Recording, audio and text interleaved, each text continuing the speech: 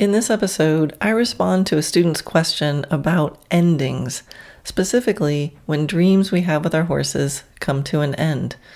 This might be more about life lessons than horse lessons, but isn't it always horses who cause us to strive to be our best?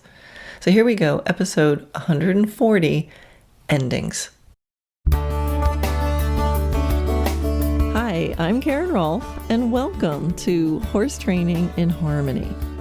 This podcast is about you making progress with your horse in a way that you both can love. It's about learning how to move and be in harmony. Because yes, you really can develop a horse to be both athletic and happy. When we show up as our best selves for our horses will show up for us. So, let's get started. I often get emails with people suggesting topics for the podcast, and I do appreciate it, so keep them coming. And when this one came in, I initially thought, I could relate to it, but I thought, it's not, horsey enough or horse training enough. But I kept revisiting it, and I really felt like I could feel for what's written in this question. And I thought, gosh, if I can feel for it, I know others are thinking and experiencing the same things. And, maybe I can share my thoughts, and maybe it'll help even just one person navigate this. So I'm gonna do it. So it was sent in from a woman named Laura.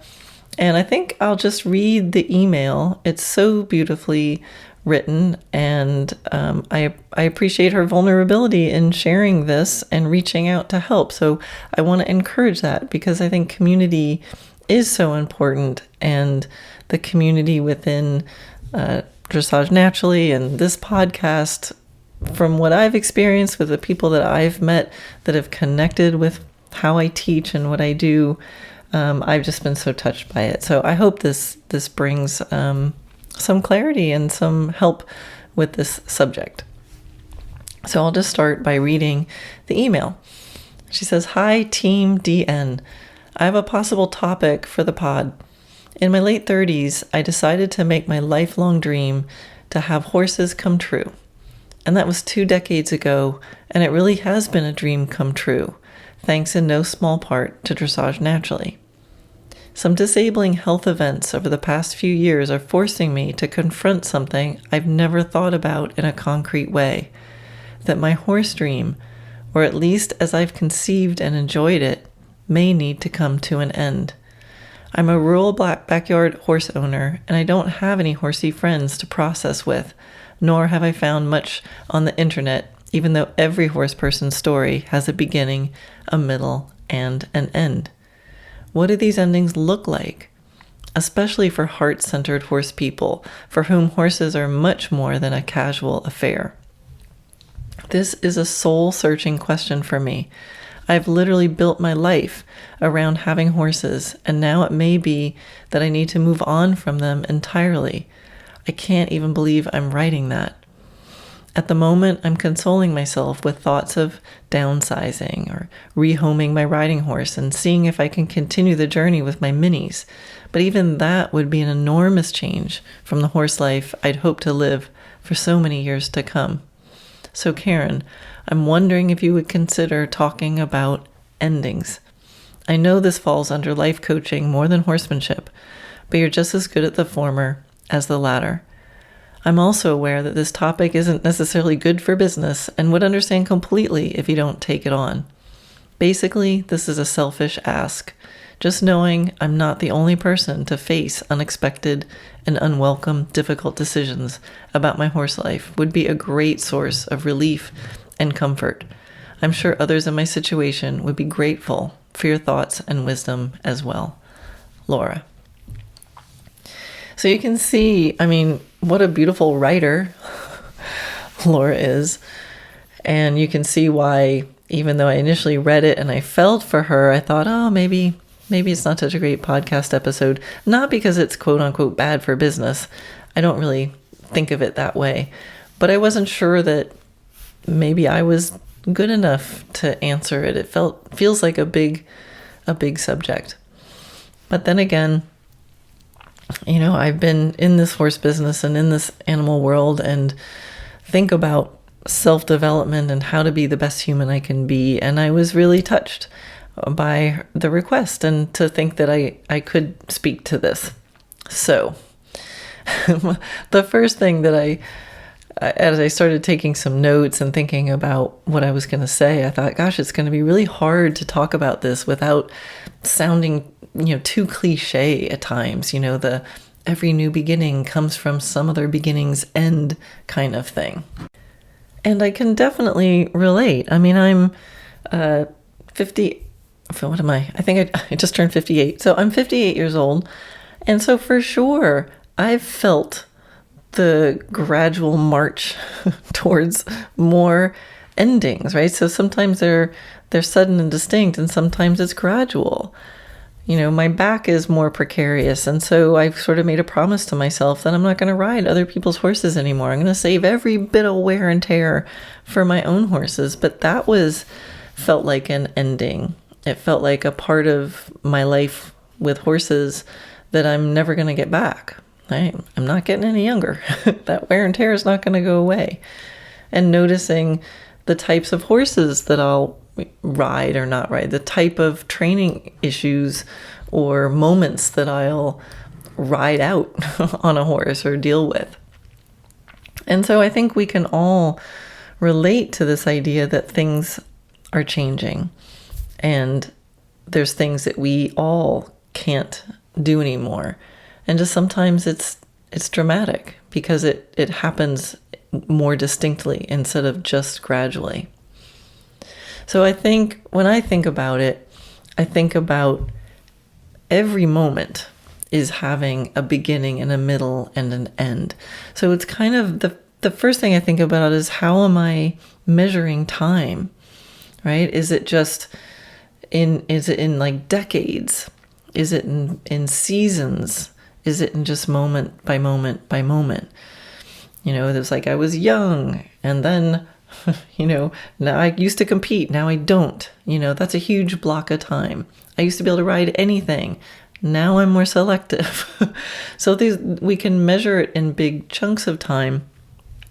But if I dial it back, like there's so many moments happening and every moment has a beginning, a middle, and an end. So endings are really natural and they're kind of always happening. So that's the first thing I think of is just change how I'm measuring time. Otherwise, it's like, oh, well, there were the first 30 years of my life, and then there's the second 30 years of my life. And I have a long list of things that I can't do in the second half that I could do in the first half. And that seems really more depressing that way. But if I think about every moment, every experience, it somehow changes it. So I'll just kind of throw that out there at first. And, an ending with horses could be, like you said, it could be, the ending of a dream because of injury or health issue. It could be financial issue. It could be from an injury or health issue of our horse, or it could be, that slow realization that the horse, that what the horse wants to do or can do or likes to do doesn't match the vision that we had originally when we bought him. I mean, there can be so many reasons for something ending. And one of the first things I wanted to comment about was when Laura said that she doesn't, what did she say? I don't have horsey friends to process with. And I want to just say, with the Dressage Naturally community, especially inside like the Facebook groups for the courses, the Sweet Spot course or the Upward Spiral course, or in the Facebook for the video classroom, you're going to find some pretty amazing people. If there's one thing that I'm actually quite proud of, it's the ability to gather people around what I teach. And I have met so many amazing people, and I've seen people make amazing connections. So I know that, a Facebook friend, or, is not really necessarily a real friend in real life. However, Facebook, if people have gathered on Facebook around Dressage Naturally, around what I teach, around this heart-centered horsemanship, it might be a place where you can make a first contact with someone who could actually be a friend. And probably after this podcast airs, if you like to be in the group and say, hey, remember that podcast episode number 140? That was me. I tempt you to do that inside those groups. And I am very dedicated to keeping those forums very safe learning environments for anybody. So feel free to use that, because there are some very amazing individuals in there. So reach out. Now, back to the endings. So much in life is like, what do I do? And then how do I think about it, right? So I'm often, you have to play with both of those, right? Love it or change it. Change how you're thinking about it, or change what you're actually doing about it. So one way that I reframe it is to see things less as endings and more as simply changes. So it might feel a little bit semantic at first, but in my mind, it really changes something. So a beginning is a change. Going through the middle is a series of changes. Getting to the end is a change. And then ending and beginning something new is a change. So if I see it that way, then it's about dealing with change. And, we get lots of practice with that. And that maybe we can apply some of that practice to endings, which often can seem harder or more sad. But, I think endings are not necessarily bad. Just sometimes they are. Sometimes it's good things end. And sometimes good things can come out of endings that we can't imagine yet. So I think about life being a river, right? It's always moving. And to expect it not to change is, I think, misguided. So it's not a stagnant pond where it's like, okay, I like this, now everything's going to stay. We expect it to change. Of course it's going to change. And endings are one of those changes that could happen, right? We're either moving down the river, so we're moving, and the scenery that we're looking at is changing. Some changes we're going to notice more than others. Some changes we're going to agree with more than others. Some we're in a lot more control of. And sometimes we can just end something because we want to. And some endings and changes we seem to have not much choice in. With some things that change, maybe the change is inevitable, but we can sort of shape the change as it's happening. And no matter what the change is, we always have one opportunity, and that's to be in charge of our attitude about the change. I know, cliche. I'll give you another one. Easier said than done. Because here's the thing. Circumstances arise, and some of them just suck. They aren't what we want. They don't match the vision we have for ourselves. We have to let go of some things. And when we have to do that, we're going to feel grief, real grief, over changes of circumstance. And we're going to need to go through the same stages of grief over the loss of a long-term dream, the same as we would over the loss for a long-time friend, right? There's going to be denial. There's going to be anger. There's going to be bargaining. There's going to be depression. And then there's going to be acceptance.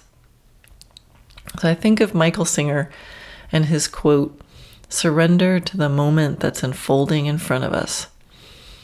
That quote has many occasions to be pushed into the front of my mind, and often I utter that to myself with my teeth clenched. I'm going to surrender to the moment that's unfolding in front of me. I'm saying the words, But man, that's so hard to do. But here's the thing. At 58, I've lived long enough to observe people as well as my own life. And one thing that I have noticed is that there seems to be that there's more chronic pain that ultimately comes from the resistance of change that is happening more than it comes from change itself. And whether that's from holding on to a future vision that simply can't happen, or from denying a reality, or resisting everything every step of the way. And I don't mean that we shouldn't fight for our goals sometimes, that we shouldn't strive and work hard and overcome obstacles. But there's a middle ground between resisting reality and just giving up on everything. And that's where the messy middle of life exists. And that's what we all have to figure out. It's that middle where we gracefully navigate the moment that's unfolding in front of us. And from that place, we'll make decisions where we can breathe into it instead of bracing against it. It's in that place that we can see more options and more choices. In a state of brace, things seem binary, yes or no, black or white. And in a state of grace, we can love more and create more. Sometimes to create, we have to do what's called bricolage, right? So bricolage is a French word, and it means sort of like do it yourself. It's often used in an art context, and it means that you use a diverse range of sort of non-traditional art materials, often found objects that are in your environment. Bricolage is about making do by applying combinations of the resources at hand to new problems and opportunities. Bricolage takes objects that have been used before and reorganizes them with a new perspective. There's a book that I absolutely love. It's called Free Play by Stephen Nachmanovitch. And in that book, he says, what can save us is our knowledge that true creativity arises from bricolage, from working with whatever odd assortment of funny-shaped materials we have at hand. So, from this acceptance of the place where you are, and in honor of the changes in front of you, what can you create? What can you create with what you have? It will for sure be different. And if it gracefully honors where you really are, perhaps it's more perfect than the brace of holding on to something that can no longer work. And, to bring it back to your horses, to trust that in that place of grace, that simple elegance of courteous goodwill, where we do honor or credit to something or someone by our presence, that in that place of grace, you will make the best decisions for your animals and yourself. Of course you will, because you're heart-centered, and because horses are, how did you put it? Much more than a casual affair. You will make good decisions because it hurts so much now. If it didn't hurt, it would mean you don't care. And that hurt's coming from what I call like love sadness. It's the sadness that we only feel when we love something so much. And how lucky are we who can love something so much. And as you're creating in this state of grace and surrender, know that there are always more than two choices. If you don't like the choices you see, keep looking. You might be surprised by some options that arise. So you're going to want to practice this. We all need to practice this process because, as Sam Cooke said, change gonna come, right? Things are changing. Some of them are beginnings. If it's a beginning, something else ended. And if it's an ending, something else is beginning. We're all going to have to make decisions for ourselves. And those decisions are going to involve people and animals we love. We have to learn how to be our best at these moments of change, especially for the animals, because they have few choices. And I want to close out this episode by reading a passage from Michael Singer's book, The Untethered Soul, which I highly recommend. So I'm going to read from a couple sections. They jump around. It's about a paragraph or two. Hopefully that's okay within copyright laws. I think you're allowed to read just a paragraph or two. So Michael Singer, The Untethered Soul, The Journey Beyond Yourself. If life does something that causes a disturbance inside you, instead of pulling away, let it pass through you like the wind. Relax your heart until you're actually face to face with the exact place where it hurts. Stay open and receptive so you can be present right where the tension is. You must be willing to be present right at the place of tightness and pain, and then relax and go even deeper. This is the very deep growth and transformation. But you will not want to do this. You will feel tremendous resistance to doing this. And that's what makes it so powerful. As you relax and feel the resistance, the heart will want to pull away, to close, to protect, to defend itself. Keep relaxing. Relax your shoulders and relax your heart. Let go and give room for the pain to pass through you. It's just energy.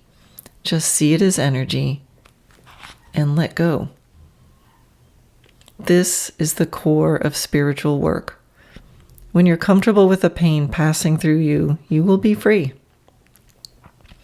This world will never be able to bother you again, because the worst the world can do is to hit the pain stored within you. If you do not care, if you are no longer afraid of yourself, you are free. You will then be able to walk through this world more vibrant and alive than ever before. You will feel everything at a deeper level. You will begin to have truly beautiful experiences rise up within you. Eventually, you will understand that there's an ocean of love behind all this fear and pain. That force will sustain you by feeding your heart from deep within. Over time, you'll form an intensely personal relationship with this beautiful inner force. It will replace the relationship you currently have with inner pain and disturbance. Now peace and love will run your life. When you pass beyond the layer of pain, you will finally be free from the binds of the psyche. Laura, thank you so much for that beautifully written email and for your vulnerability in sharing that and asking the question. Trust you are going to be making all the best decisions, and I can't wait to see what you create.